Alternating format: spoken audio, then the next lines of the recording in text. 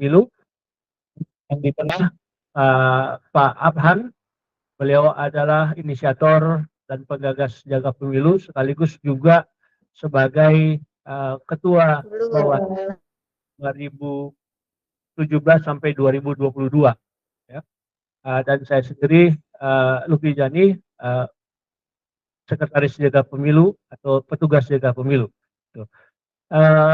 Pada siang hari ini kami akan memaparkan beberapa temuan dugaan pelanggaran selama perjalanan kampanye 75 hari sampai kemarin hari kampanye terakhir pada tanggal 10 Februari 2024 ya.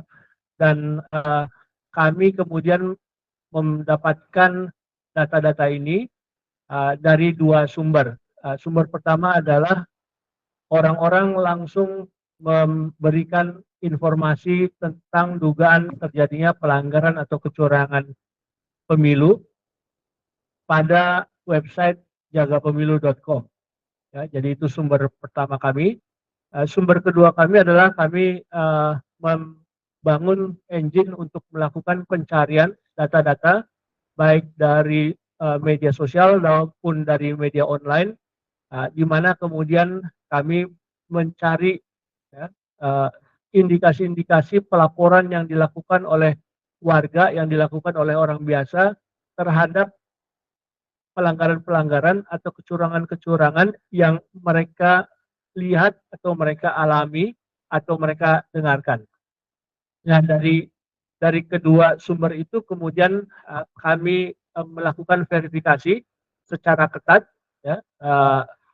Semua pelaporan maupun data yang kami peroleh, kami lakukan verifikasi, kami melakukan cross check untuk kemudian melihat apakah dugaan-dugaan pelanggaran tersebut kemudian sesuai dengan apa yang sudah dituangkan dalam perundangan, terutama undang-undang pemilu.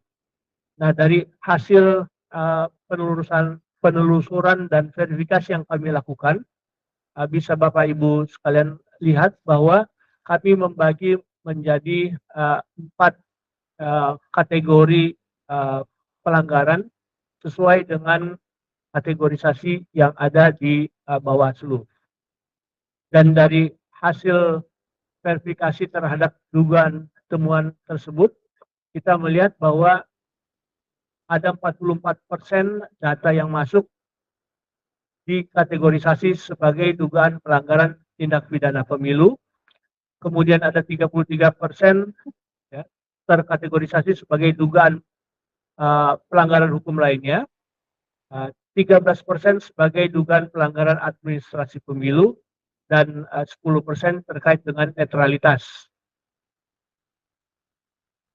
Kemudian kalau kita lihat, kita breakdown, kita zoom in lagi lebih dalam terkait dengan isu-isu apa saja ya, terkait dengan pelaporannya. Jadi yang pertama, pada urutan pertama sebesar 39% adalah isu netralitas, kemudian 20% terkait dengan janji-janji, iming-iming, imbalan dalam bentuk jual beli suara atau politik uang. Yang ketiga sebanyak 17% berupa pelanggaran kampanye. Yang keempat adalah kasus-kasus yang unik lainnya, itu jumlahnya 11%. Kemudian yang kelima pelanggaran administrasi, yang umumnya ini terkait dengan kompetensi dan profesionalitas penyelenggara pemilu, baik KPU maupun Bawaslu. Dan yang kelima, yang keenam, mohon maaf, itu sebesar 5% terkait dengan intimidasi selama masa kampanye. Nah, selanjutnya kita melihat juga aktor-aktornya siapa saja. Ternyata aktor yang diduga ya, melakukan pelanggaran ataupun melakukan kecurangan itu didominasi oleh sebagian besar atau sepertiga dari laporan adalah aparat sipil negara. Kemudian sepertiga lainnya adalah caleg, ya. 10%-nya adalah paslon kedua, dan sisanya itu tersebar antara penyelenggara pemilu, kepala daerah, kementerian, paslon 03 dan seterusnya. Nah, ini laporan-laporan yang kami sudah verifikasi dan kami duga bahwa telah merupakan bentuk-bentuk pelanggaran maupun kecurangan. Nah, ada beberapa kasus yang sudah kami sampaikan, kami laporkan ke Bawaslu untuk ditindaklanjuti. Mungkin Pak Rusdi bisa melanjutkan. Ya, mungkin dari saya meng-highlight karena pelaku dari segi pelaku ya, itu paling tinggi kan adalah ASN. Jadi ini agak unik kali ini bahwa pelaku tertingginya itu adalah ASN tahun lalu ya, pemilu lalu. Mungkin Mas Aban sebagai Bawaslu dia yang paling banyak tahu juga tentang bagaimana dinamika ataupun turun naik ataupun kecenderungan dari pelaku dugaan kecurangan maupun pelanggaran pemilu. Nah, kalau yang saya lihat itu adalah bahwa ASN ini juga intinya Pak Luki dia punya sanksi. Cuman kalau kita lihat dari sanksinya baik dari etika maupun sanksi dari undang-undang ASN dan juga ketentuan Kementerian PAN RB ya, penertiban aparatur negara, memang sanksinya itu sangat lemah sekali. Lebih banyak ke masalah teman-teman bisa lihat juga nanti di situ bahwa sanksi terhadap ASN itu lebih banyak ke administratif, teguran moral. Tidak ada sanksi yang betul-betul menurut saya menyangkut ke efek jerah gitu. Deterrent efeknya sangat kecil. Sehingga menurut saya ini yang juga menjadi kecenderungan. Selain juga nanti kita bisa bahas pelaku-pelaku lain ya.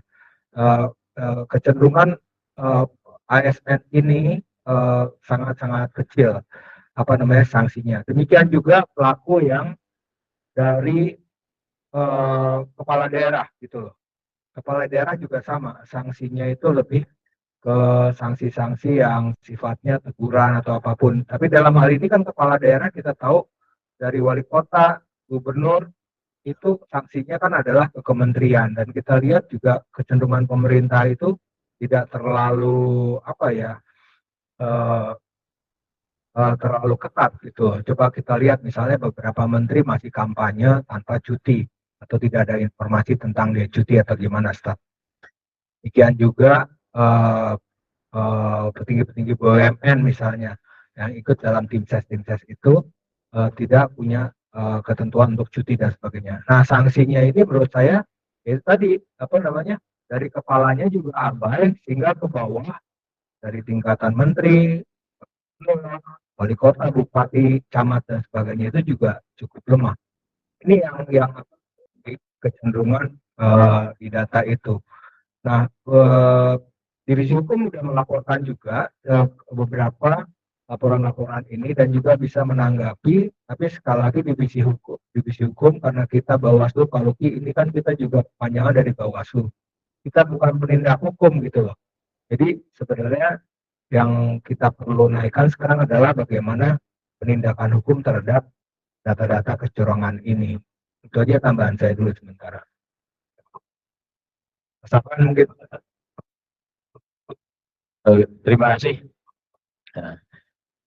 Mas Luki dan Bang Marwaung ya.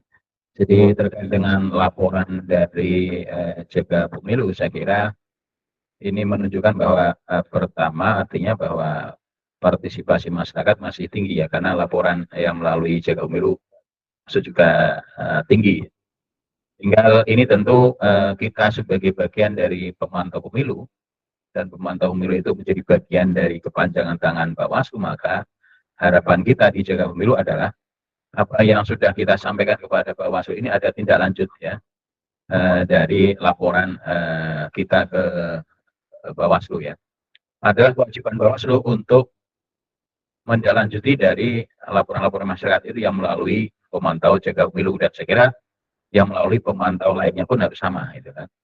Kewajiban Bawaslu untuk menindaklanjuti, apakah nanti terbukti atau tidak, maka Bawaslu harus transparan untuk menyampaikan kepada publik laporan-laporan masyarakat itu seperti apa tindak lanjutnya itu kan? Apakah terbukti atau tidak terbukti ya? Apakah kalau terbukti masuk kategori pidananya atau administratif atau sanksi-sanksi lainnya?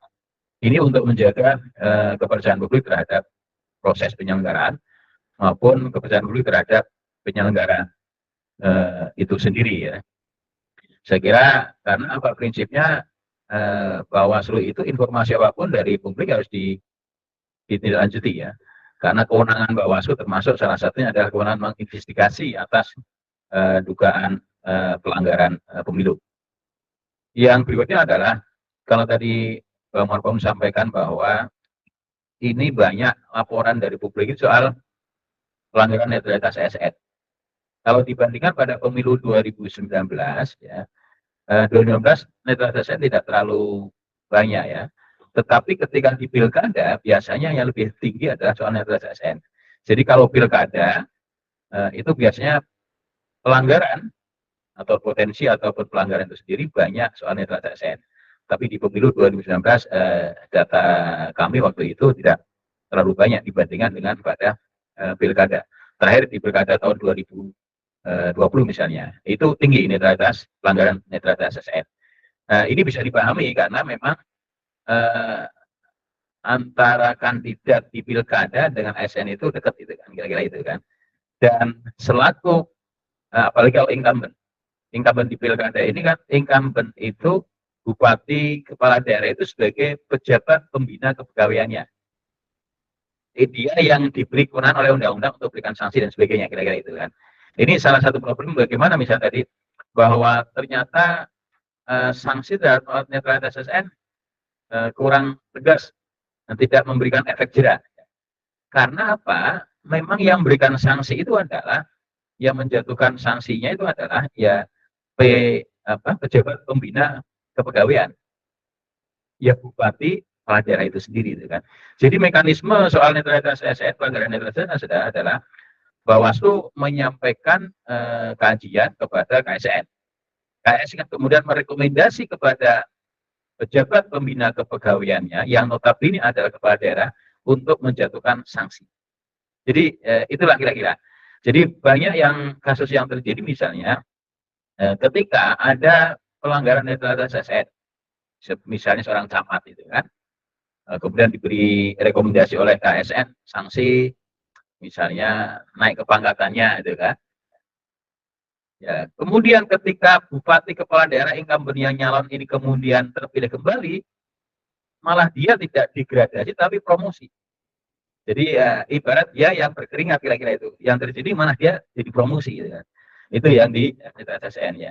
Nah, ini saya kira tentu di dalam pemilu ini juga perlu kita cermati nanti seandainya ada terjadi banyak pelanggaran dalam ASN, kira-kira nanti sehabis pemilu ya yang didukung itu menang kemudian jadi promosi atau degradasi itu. Kalau jadi promosi ya jadi kemarin memang itu berhasil gitu ya. Itu saya kira itu yang soal netralitas ASN.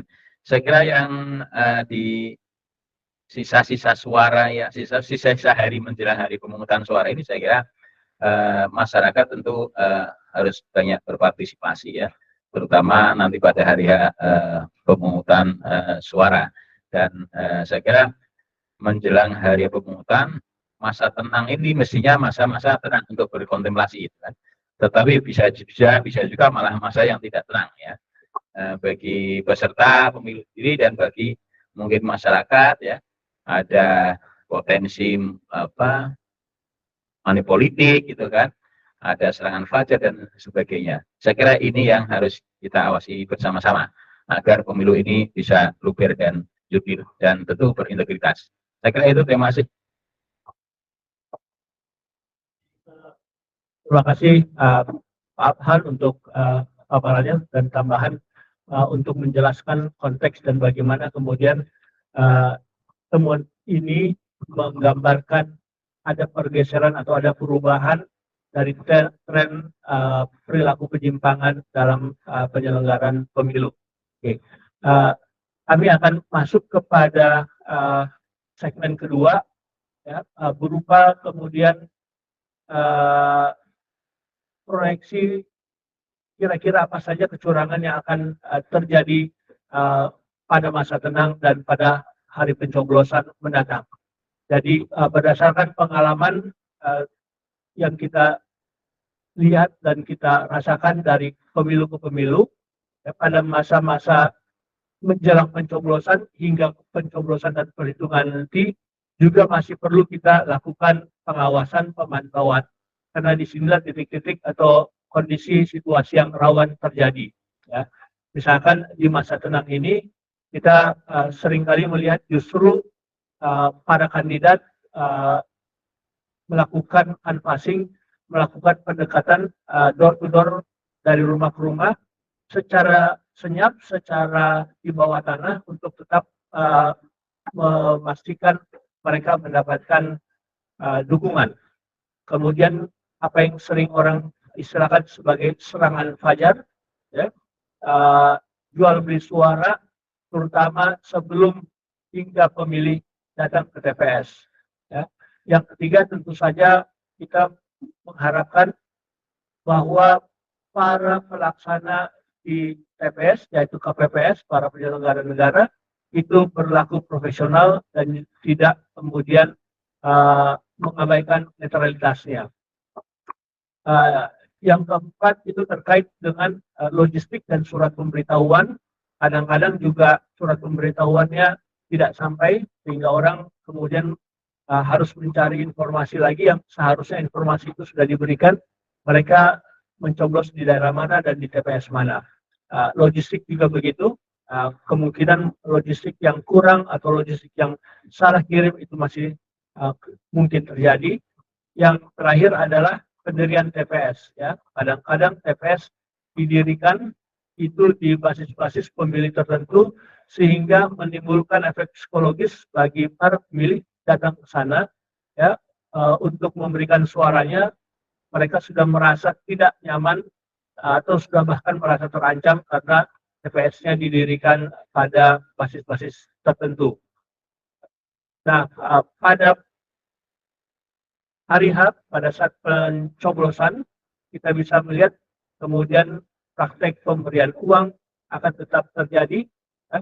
Kemudian juga intimidasi kepada pemilih, itu juga bisa terjadi, terutama di daerah-daerah di mana situasi kerawanan sosial politiknya itu bermasalah. Kemudian mobilisasi pemilih juga akan terjadi, terutama di daerah-daerah yang remote, di daerah-daerah yang jauh. Pemilih kemudian dikondisikan untuk dimobilisasi ke TPS, ya. Termasuk juga intimidasi kepada penyelenggara. Ya, jadi penyelenggara juga kadang-kadang baik dari KPU, KPPS maupun para pengawas di TPS dari Bawaslu juga bisa menjadi korban intimidasi. Selain itu juga pada hari pemilihan, ya, ada pemilih yang tidak mempunyai hak pilih, di situ diberikan keleluasan untuk memilih, atau bahkan ada pemilih yang bisa memilih berkali-kali atau multiple voters.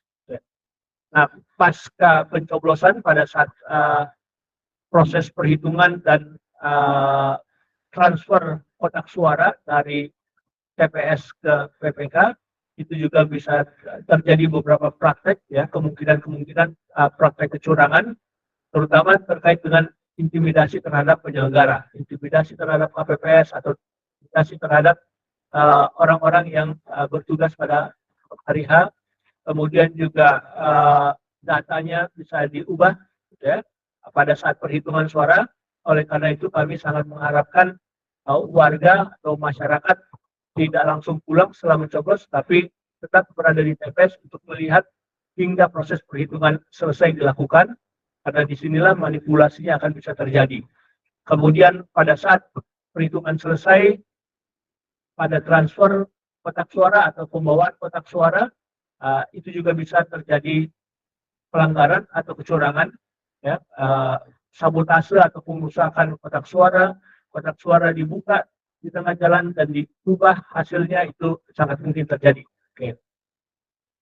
Semua potensi-potensi pelanggaran maupun kecurangan yang terjadi pada masa tenang, pada hari H, dan pada proses perhitungan sebenarnya sudah ada ketentuan hukumnya. bahkan sudah ada tindak pidananya, dan ini sudah diatur dalam peraturan perundangan. Silakan Bang Ucup untuk melanjutkan. Ya, jadi kalau dimajukan slide-nya ada berapa potensi kecurangan menyambung itu tadi adalah salah satunya adalah intimidasi pemilih ya. Itu tadi kan dia entah menghalangi atau membuat gangguan ketentraman sehingga dia bisa menggagalkan, itu pidananya lumayan berat, 2 tahun dan denda paling banyak 24 juta. Ya. Diskusi selanjutnya adalah setiap pelaksana, peserta atau tim kampanye dengan sengaja pada masa menjanjikan atau memberikan imbalan uang kepada pemilih secara langsung maupun tidak langsung dipakai denda 4 tahun dan paling banyak 48 juta. Ya, jadi sebenarnya cukup kuat ininya apa namanya pelanggarannya. Kemudian juga ada vote buying di situ, ya kan, vote buying di situ, beli suara itu juga 4 tahun. Terus kemudian juga menjanjikan atau memberikan uang materi kepada pemerintah. Sorry. Itu juga ada pidananya. Itu ke yang ketiga juga intimidasi pemilih. Ya, itu ada ya.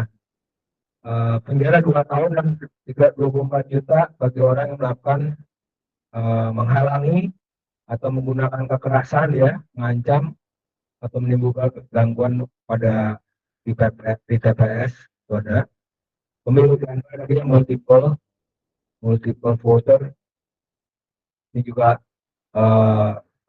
memberikan suara lebih dari satu kali dipidana dengan 1 tahun 6 bulan, denda paling banyak 18 juta. Yang terakhir merusak suara-suara itu juga ada ancamannya dengan 4 tahun penjara dan denda paling banyak 48 juta. Jadi dengan ini kita bisa melihat bahwa sebenarnya pidananya ada, tapi dalam fakta nanti Mas Abran juga cerita bagaimana di pemilu lalu. Tapi dalam konteks pidana kan kita lihat pasti akan ada gakumdu ya, dilaporkan ke Bawaslu, ya kan, atau misalnya relawan jaga pemilu melihat seperti ada kejadian-kejadian seperti 6 pelanggaran kecurangan pemilu yang bisa dipidana, nanti akan ada gakumdu memproses itu, ada bukti, ada saksi, ya kan, ada foto, ada kesaksian, ada video dan sebagainya. Yang kedua, jangka waktu juga ya Mas Alban ya, itu 7 hari, jadi memang harus dilaporkan, cepat dilaporkan segera untuk diproses di kepolisian. Nah, memang itu nanti formalitasnya cukup panjang, berliku, dan juga kembali lagi persoalan hukum itu kan kadang-kadang ada intimidasi, ada manipulasi dan sebagainya. Nah, ini yang juga harus kita perhatikan ya buat teman-teman media juga untuk bisa menyampaikan kepada semua orang bahwa ini pelanggaran berat karena hukumannya juga cukup berat, baik dari segi jumlah lama di penjaranya dan juga jumlah uangnya. Dan ini juga harus menurut saya harus diperhatikan bagi para volunteer ataupun relawan yang menjaga di TPS.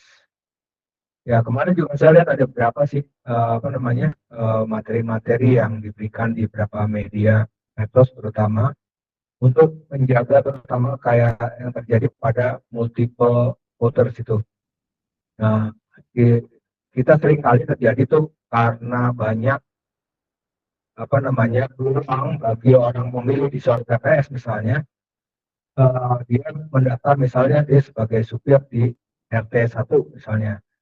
Tapi sebenarnya nggak ada yang menjamin dia RT 1 apa enggak. Cuman masalahnya ini sering karena kemudian dia bisa bikin kakak sendiri. Jadi dia bypass, harusnya di dalam, ini kebetulan saya ketua RT gitu. Kalau orang mau pindah domisili, harusnya kan ke kelurahan dulu buat surat pengantar. Dia bypass ke kelurahan. Ini mulai ada gejala dan saya lihat ada beberapa di tempat saya juga. Nah, ini yang kemungkinan datangnya jam 12 karena mungkin dia kan nggak ada di DPT gitu loh. Jadi banyak sekali cara-cara yang bisa dilakukan untuk multiple voters. Karena diasumsikan dengan dia punya Kalau di KTP kan cuma satu, itu berlaku nasional, tapi dia mau domisili kan bisa. Seperti saya misalnya warga Jakarta, taruh Bintaro, saya mau tinggal di Setiabudi bisa, tinggal datang kelurahan, tapi wajibnya administrasi lewat RT. Ini mulai ada di lapangan, orang langsung itu baru seminggu terakhir nih, agak aneh. Dan begitu dikonfirmasi, dia pasti bilang saya supirnya ini. Saya cek dong, karena saya kenal, saya kan telepon. Gitu. Dia bisa telepon itu dia bilang nggak ada supir saya, saya nggak punya adik. Jadi seperti itu. Jadi uh, apa namanya, satu kejadian-kejadian yang juga mulai ada di multiple voters itu sangat canggih nih sekarang nih. Nah, kayak begitu. Jadi ya 6 pidana tadi itu memang tidak terbatas. Tadi saya juga ada diskusi soal foto, ya kan? Di beberapa media disebutkan orang yang bawa kamera akan dipidana, ya kan? Bahkan cukup berat, berapa tahun dan sebagainya. Tapi kita cek di pasal 500 itu, sebenarnya yang memberi peluang kepada seseorang untuk bisa foto, karena itu kan artinya kan melanggar prinsip luber KPPS-nya yang dipidana, begitu kan gitu ya, Pak. Itu yang mungkin yang ataupun panitianya yang membolehkan dia yang dipidana, kalau orangnya enggak gitu. Jadi mungkin itu berapa data soal pidananya, tapi sekali lagi bahwa ini sangat tergantung kepada KPPS-nya juga ya, Pak ya. Ini bagaimana mereka bisa melakukan secara netral menetapkan prinsip luber dan jurdil. Itu dulu dari saya.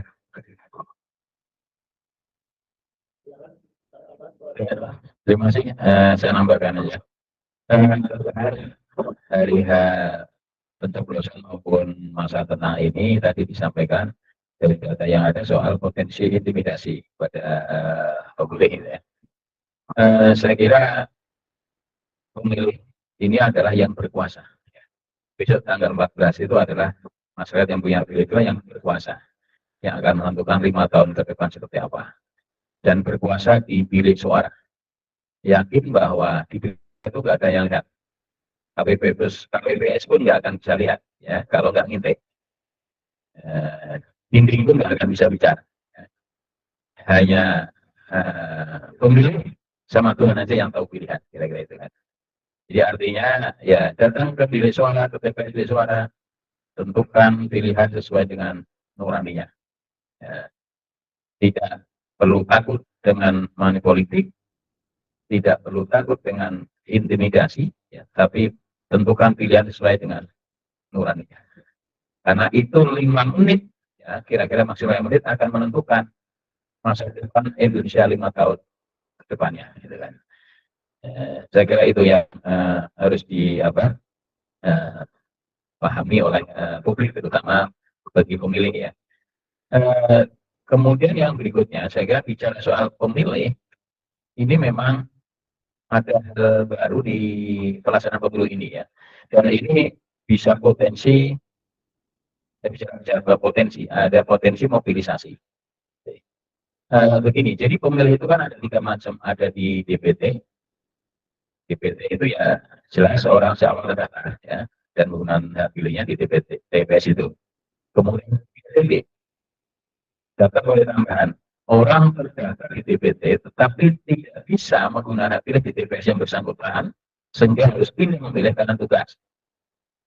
Maka kita masuk di DPP. Dan itu mendapatkan suara proporsional dengan dapil. Contohnya saya sendiri ini. Saya KTP saya itu Semarang, masih Semarang.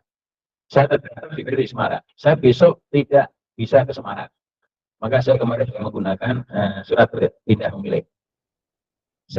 Di DPT online, saya sudah tidak memilih di Jakarta. Saya hanya bisa menggunakan hak pilih saya hanya suara presiden, suara presiden aja, karena wakilnya enggak itu kan berbeda. Oke. Nah, yang ketiga adalah DPK, daftar pemilih khusus. Pemahaman saya bahwa daftar pemilih khusus itu adalah ketika ada seseorang warga negara Indonesia, kemudian tidak terdaftar di DPT, tidak terdaftar di DPTB, tetapi dia mempunyai KTP elektronik, maka dia bisa menggunakan hak pilihnya datang ke TPS, tetapi dengan syarat ya digunakan di TPS sesuai dengan alamat domisili KTP. Jadi nggak boleh keluar kemana-mana ya. Kalau domisili alamat KTP-nya di desa A, ya harus di TPS yang ada di desa A. Berikutnya syarat kedua adalah diberikan hak suara itu setelah jam 12, karena 1 jam terakhir.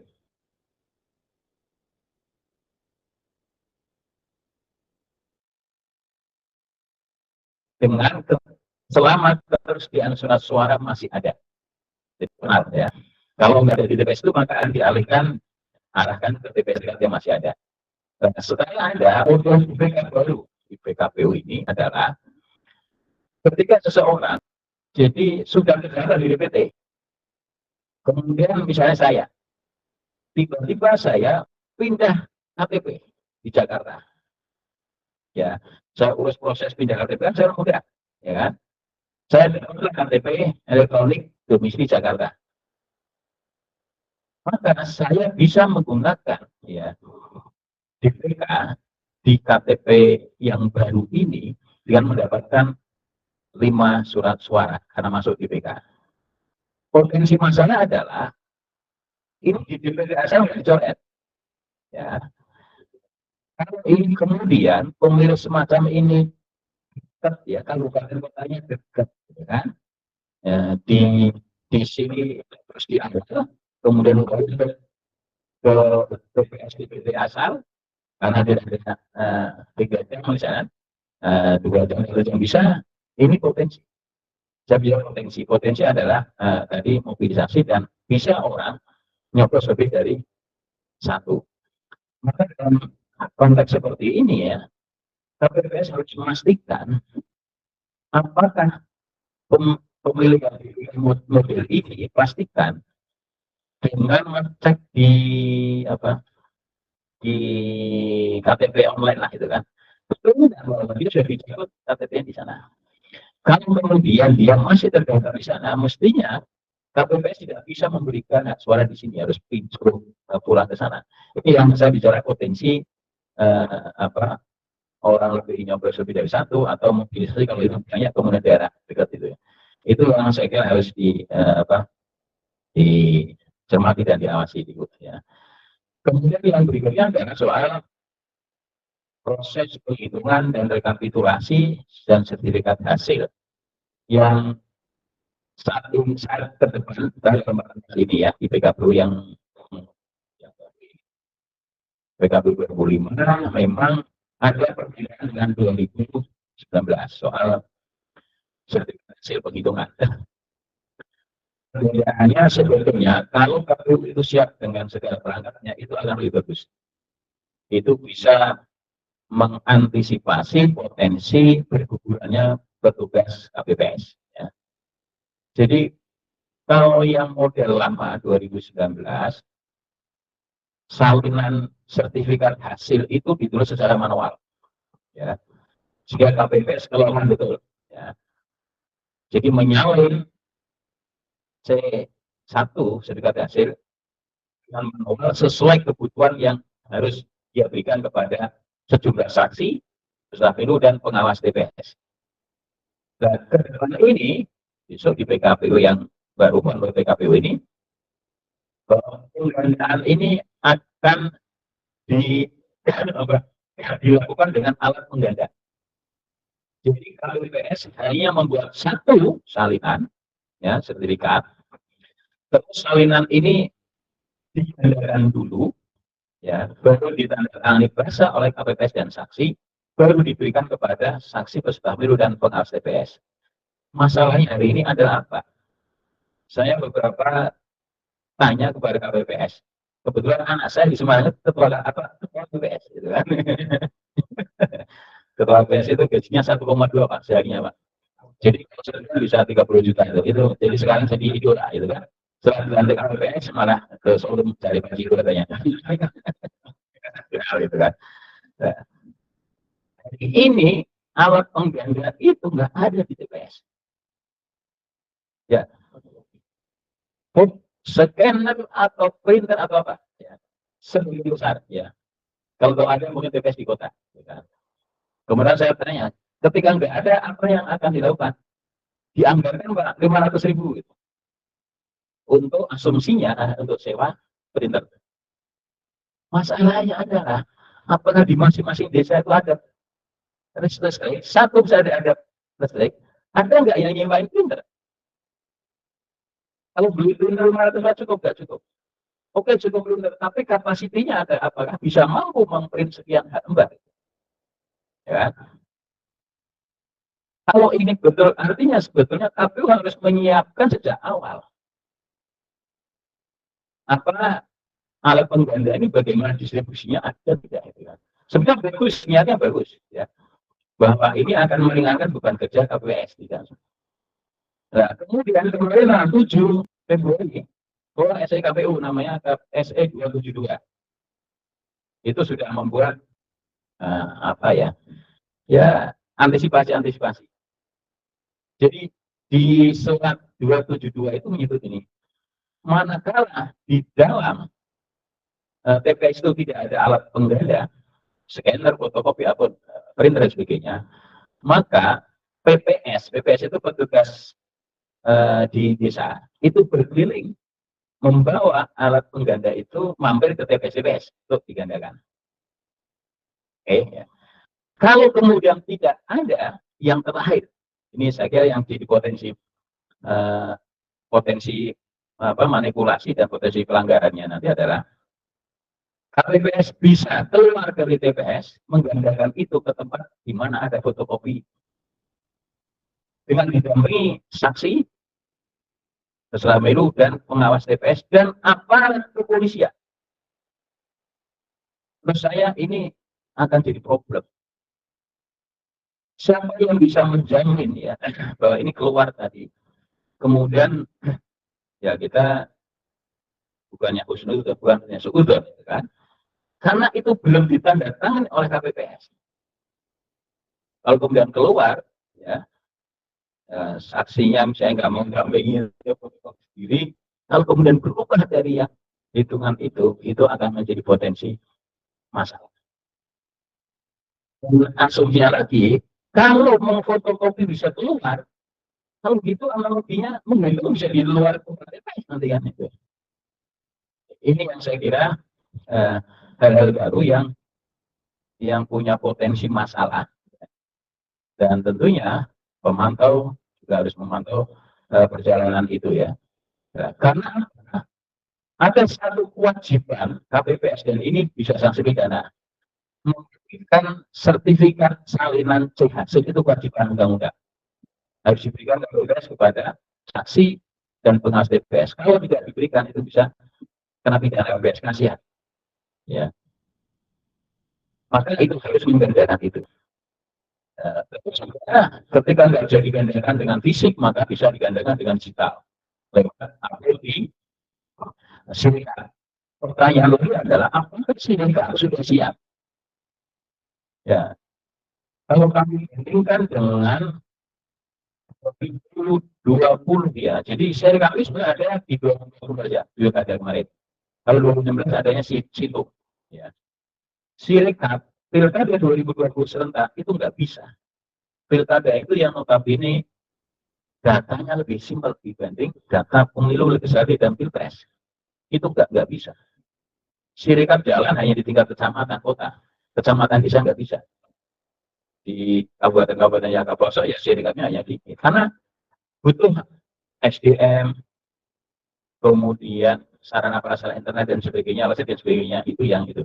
Jadi itu yang gambaran saya kira perlu antisipasi terkait dan harus diawasi betul soal itu, soal rekapitulasi, penghitungan dan rekapitulasi. Sekali lagi bahwa Sirekap ini bukan rujukan atas hasil yang sah, ya itu adalah sebagai alat bantu.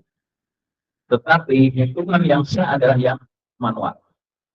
Ini juga akan terjadi yang hitungan manual berjenjang ya.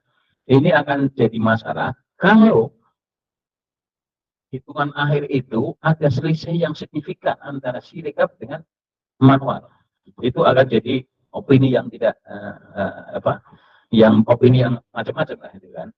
Nah, ini yang saya kira harus dipahami bersama bahwa sekali lagi sirekap, situng itu sebagai alat bantu, tetapi hitungan manual itu yang sah, yang sah, dan itu yang akan menjadi rujukan KPU dalam menetapkan suara masing-masing peserta pemilu.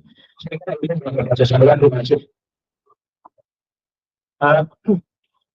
Baik Bapak Ibu sekalian, jadi tadi adalah beberapa pemaparan yang kami lakukan terkait dengan temuan dugaan-dugaan pelanggaran maupun kecurangan selama masa kampanye, ya, dan juga potensi terjadinya pelanggaran kecurangan pada hari tenang, pada masa tenang, dan pada hari pencoblosan. Ya. Dan dari pemaparan tadi kita bisa lihat bahwa sepertinya pemilu 2024 ini kurang lebih terjadi perubahan tren pelanggaran jika pemilu sebelumnya 2019 dan yang sebelum-sebelumnya itu lebih banyak dilakukan oleh individual caleg, ya, karena mereka butuh suara, mereka melakukan upaya-upaya untuk mendapatkan suara dan dukungan. Pada pemilu 2024 ini kita bisa lihat bahwa tema utama dari pelaku pelanggaran ataupun jenis pelanggarannya adalah terkait dengan netralitas, ya. Netralitas terutama aparatur sipil negara, dan ini mengingatkan kita semua bahwa pada hari H kita harus betul-betul melakukan pemantauan, ya, publik melakukan pemantauan, tidak hanya sekedar memberikan suara mencoblos, tapi juga betul-betul mengawal proses perhitungan, proses rekapitulasi suara secara berjenjang. Itu karena kita khawatirkan kemudian setelah mencoblos suara bisa terganti atau bisa berubah seperti yang sudah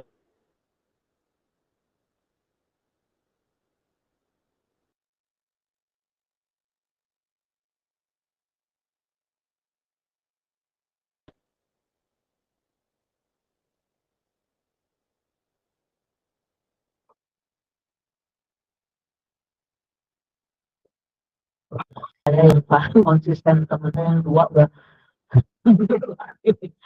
ini sebetulnya tidak terkait langsung dengan tadi yang dipaparkan, tapi ada yang menggelisahkan saya. Saya tidak tahu apakah itu masuk kategori pelanggaran, Mas Afan. Jadi pada waktu kampanye Akbar Isis dari 01, saya mendapatkan video dan ini beredar di antara kawan-kawan itu tidak ada yang bilang tidak ada sama sekali bendera Indonesia. Terus ada yang bilang ada sih satu dua, malah yang banyak itu bendera Palestina sama apa itu satu lagi. Sampai ada pertanyaan yang cukup sarkastik itu, dicek tuh apakah ada nyanyi Indonesia Raya enggak gitu.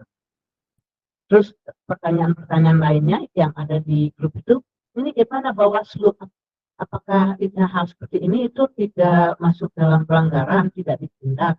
Itu aja dulu satu. Saya juga soalnya penasaran, makanya bela-belain hari ini datang ke sini Mas Afan. Makasih. Terima kasih.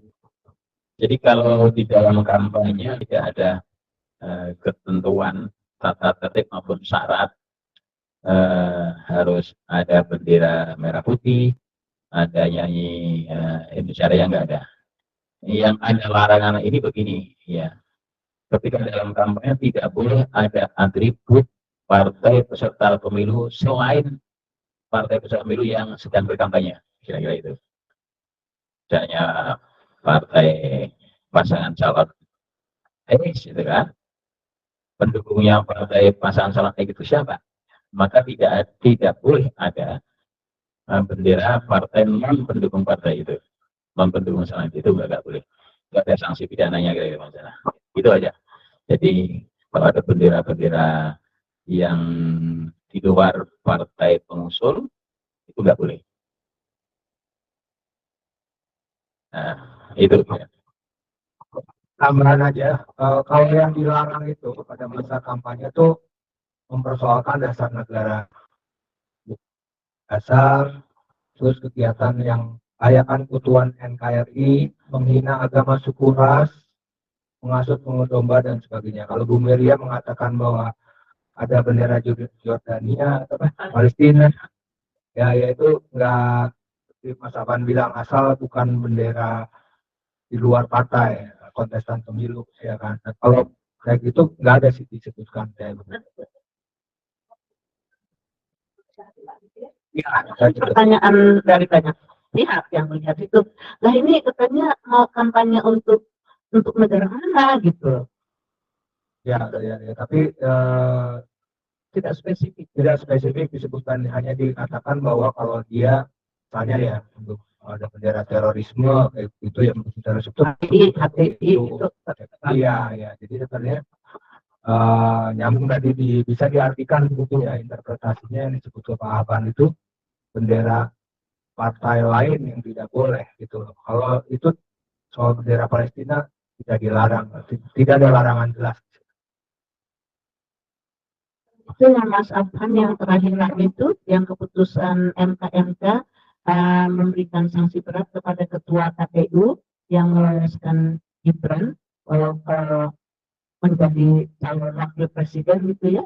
Itu kalau nggak tahu saya apakah ada yang melaporkan ke jaga pemilu atau tidak.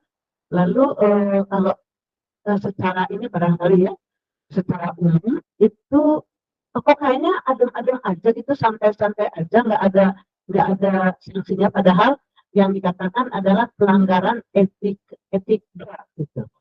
Itu gimana ya Mas kita? Mas, saya sebagai masyarakat awam terus terang bingung ya. Jadi buat apa sih bikin MK kalau semuanya itu ternyata tidak berdampak gitu. Bahkan hasil dari temuan jaga pemilu ini kan tadi diteruskan ke Bawaslu ya. Ini kan juga sudah ada sinisme di kelompok masyarakat, katanya KPU dan Bawaslu-nya juga nggak berani, kurang berpaling dan sebagainya. Lalu apa jaminannya bahwa ini semuanya akan ditindaklanjuti sehingga kita betul-betul bisa mendapatkan pemilu yang jurdil? Itu keresahan banyak orang. Bahkan ada yang sampai apatis, udahlah kalau kayak gini, ini seorang pandai ya, bukan masyarakat umum yang tidak berpendidikan. Kalau gitu saya mau golput aja lah kalau kayak begini situasinya. Apalagi setelah keluar film Dirty Vote itu, waduh tambah rame gitu. Betul dari masa tenang yang menjadi tidak tenang sekarang ini. Karena itu menjadi viral dan terus dibahas di berbagai WhatsApp group. Terima kasih. Saya coba memahami pertanyaan Ibu. Saya tidak salah, tanggapan saya itu bukan putusan terakhir, bukan putusan MK ya, tapi putusan DKPP kayaknya salah. Ya, soal sanksi kepada ketua KPU itu. Ya, jadi soal putusan etik terhadap soal ini ada dua, putusan MK terhadap putusan MK sendiri, dan yang terakhir kedua ini adalah putusan DKPP yang memberikan sanksi peringatan keras terakhir kepada ketua KPU. Jadi sanksi hanya peringatan keras terakhir. Ya, sebenarnya apa ya? Pokoknya ini terakhir loh, dicatat ya itu. Nanti ada lagi yang super akhir gitu kan ya. Nanti paling akhir gitu. Itu ada Bu. Jadi ya memang itu etik, jadi nggak ada sanksi apa hukum normatifnya kan. Jadi ya tinggal etik ya mereka nilai lah itu. Dan ada perintah untuk mundur dan sebagainya, penggantian pun nggak ada, jadi hanya sanksi peringatan keras terakhir itu.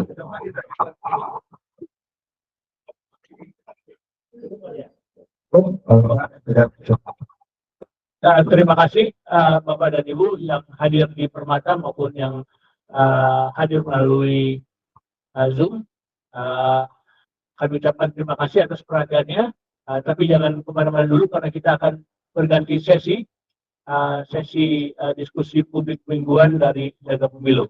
Dari kami terima kasih. Wassalamualaikum warahmatullahi wabarakatuh.